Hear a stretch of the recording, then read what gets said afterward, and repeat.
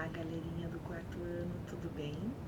Hoje eu tô aqui, ó, acompanhado do meu parceiro, ó. Miau! Ele fica aqui, ó, miando, querendo atenção também, quis aparecer. Bom, vamos falar um pouquinho sobre a nossa última aula, que foi sobre as grandes navegações. E aí a gente fala sobre como Portugal buscava a hegemonia na Europa. Né? Que hegemonia? Ele buscava, na verdade, despontar, né? Econômica, politicamente, em todos os sentidos. Ela queria ampliar os domínios na perspectiva dos outros países, né? E para isso ela fazia grandes expedições. E nessas grandes expedições, a princípio eles buscando ali pelo Cabo da Boa Esperança, né? E aí a gente já viu o motivo, que era o Cabo da Tormenta, que mudou o nome, né? Que era sentido caminho da Índia, né? E por quê? Porque na Índia tinham várias especiarias que não tinha como ter lá na Europa, porque não tinha clima para isso.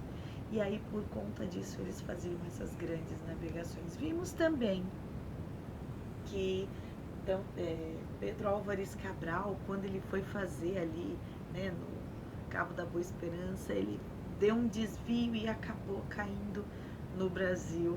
Bom, vamos mais para frente, acho que na nossa próxima aula a gente vai saber. Mais uma coisa, antes da gente chegar no Brasil, que eu fiquei me questionando, foi essa. Eles viajavam e era muito longa essa viagem. Não era uma viagem de horas, era uma viagem de meses, né? Às vezes demorava anos. Como é que funcionava tudo isso dentro dessas caravelas, dentro dessas naus? Vocês já se perguntaram? Pois é, nessa aula nós vamos estudar justamente isso. O que será que acontecia lá dentro, hein? Vamos ver? Então, o tema da aula de hoje é as grandes navegações por dentro das expedições. Ao contrário do que se pensa, as embarcações eram extremamente desconfortáveis, insalubres e até perigosas. Em média, a cada 3 navios que partiam de Portugal, um afundava. Cerca de 40% da tripulação morria vítima não apenas de naufrágio, mas também de ataque pirata, doenças e também de atritos com os lugares por onde passavam. O sobrevivente restava aguentar o mau cheiro a bordo, acomodações precárias, a falta de iluminação, apenas por fendas de madeira que deixava passar água, tomando os porões úmidos, abafados, cheios de mofo e bolor. E a dieta, pior ainda, pois as comidas nunca eram o suficiente para a tripulação. Então, havia até um mercado negro onde os oficiais faziam um leilão de frutas. O que não tinha dinheiro restava apenas morrer de fome ou caçar ratos e baratas. Motins eram muito comuns. Muitas vezes era até contido pelos próprios oficiais munidos de espada, adaga e pistola. Para a época, uma caravela aparelhada de 120 tripulantes custava cerca de 75 quilos de ouro, o equivalente a mais ou menos 758 mil escravos africanos. A tripulação convivia sem banheiro, com muita violência, as crianças até dormiam no convés. A melhor parte era reservada ao capitão em um camarote VIP de 2 metros quadrados. Os oficiais dividiam esses camarotes e os tripulantes tinham um espaço de 50 centímetros por pessoa. Para vocês terem ideia, estique os seus 2 bracinhos abertos e pensem, nem esse espaço eles tinham para dormir, tá bom? Tripulantes e passageiros dormiam em estreito beliche de até 4 andares e pior ainda eram os grumetes, que eles formavam o grosso da tripulação, eram alistados pelos pais por um salário mínimo E eles dormiam, sabe aonde, turminha? Lá em cima no convés. Banho? Nem pensar.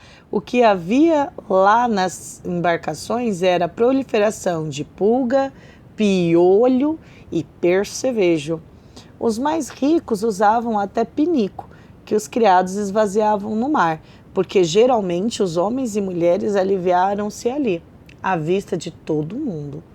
Médico a bordo? Raríssimo. Quem que gostaria de estar ali? Doenças eram tratadas com improviso, transformando até numa anemia de morte. A falta de vitamina C provocava escorbuto, que apodrecia os dentes e fazia caí-lo.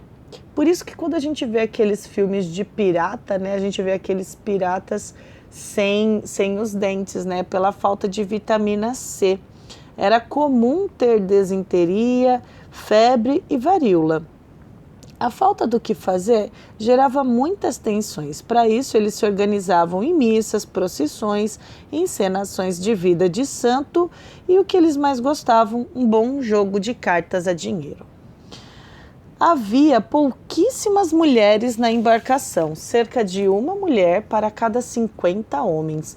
Por este motivo, não eram nem um pouquinho respeitadas. Quem comandava era sempre o piloto. Sua autoridade técnica nem o capitão contestava. Trabalhava ao lado dele o seu braço direito, o timoreiro, fazendo cálculos de navegação com instrumentos como astrolábio, quadrante, a luneta, a bússola, né? A comida era escassa, pobre de vitaminas, como eu já disse, incluíam biscoitos, bacalhau, lentilha, alho, cebola, açúcar, farinha, água, muitas vezes essa água contaminada e alguns vinhos de vez em quando. O que garantia algo fresco nas embarcações eram algumas galinhas vivas que eles levavam. Não era tão fácil a vida, né? Porque ao contrário do que a gente via esse luxo todo, não era tão bonito, né? A vida real lá dentro.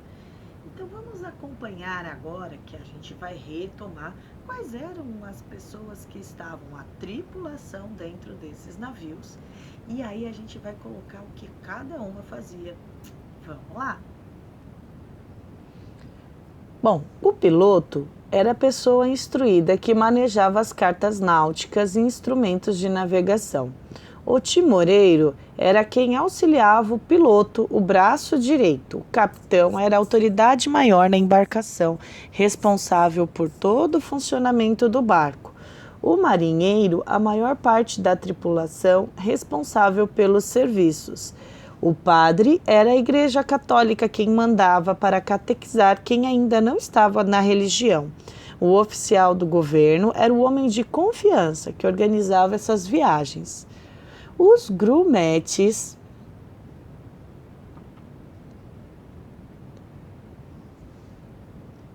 eram meninos de 6 a 14 anos, aprendizes, tentavam escapar da pobreza ou da orfandade. Eram responsáveis pela tarefa doméstica, maltratados e frequentemente viviam em situação de abuso. As tarefas mais difíceis e perigosas eram eles que realizavam. Bom, vemos em muitos folders e anúncios e músicas que falam sobre esse tema, pois ainda é muito atual.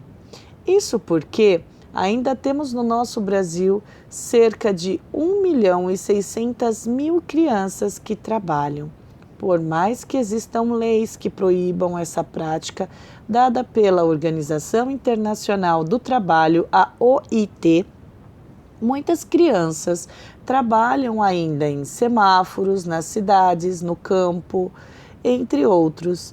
Isso porque essas crianças acreditam que a falta de dinheiro da família será suprida com sua participação tão precoce do orçamento doméstico.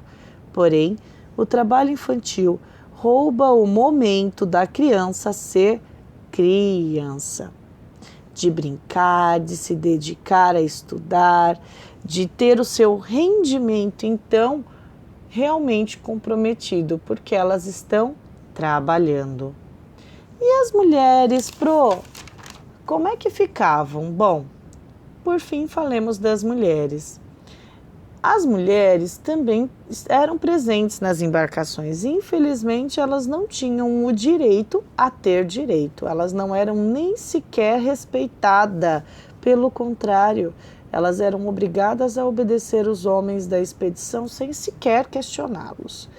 E aí, quando a gente fala do papel da mulher, ela foi galgando na sociedade com o tempo seu espaço e o respeito dentro da sua capacidade, da luta, do mérito.